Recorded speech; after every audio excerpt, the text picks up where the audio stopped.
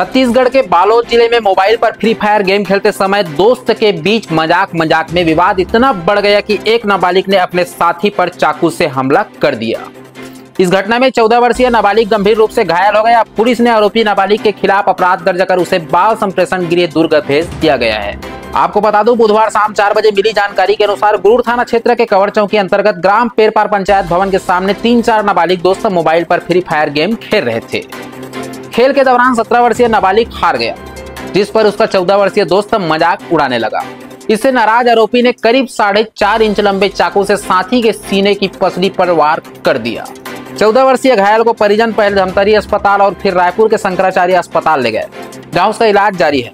Police ने इस मामले में आरोपी नाबालिग के खिलाफ FIR दर्ज कर उसे बाल संप्रेषण गृह दुर्ग भेज दिया गया है। कवर चौकी प्रभारी लता तिवारी के अनुसार दोनों ही नाबालिग 8वीं और 9वीं कक्षा के बाद आगे की पढ़ाई छोड़ चुके हैं। तो वही SDOP देवांग सिंह राठौर ने बताया कि घायल के बड़े भाई की शिकायत पर गुरूर थाना में BNS की धारा 296, 351, 3 और 109 के तहत अपराध दर्ज किया गया है। पुलिस ने हमले में इस्तेमाल चाकू जब्त कर लिया और उसे आबकारी बालक को अब बाल संप्रेषण गृह दुर्ग भेज दिया गया है।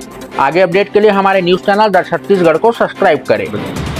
मामला चौकी कवर क्षेत्र का है, जहां पर सूचना प्राप्त हुई थी कि पंचायत के पास में जो आहत है और जो आरोपी या अपचारी बालक है, ये लोग अमूमन खाना खाकर घर से मोबाइल लेकर आते थे और फ्री फायर गेम खेलते थे। इसी बात को लेकर कुछ कहासुनी हुई, जिस पर से उनके बीच गाली गलौज हुआ और एक आहत जो 17 साल का है, उसको अपचारी बालक जिसने अपने पास रखे चाकू से उसके पेट के पास हमला किया, जिस पर से वो घायल हो गया था। शंकराचार्य टिकरापारा में उसका इलाज जारी है और अपचारी बालक को बाल न्यायालय में पेश किया जा रहा है।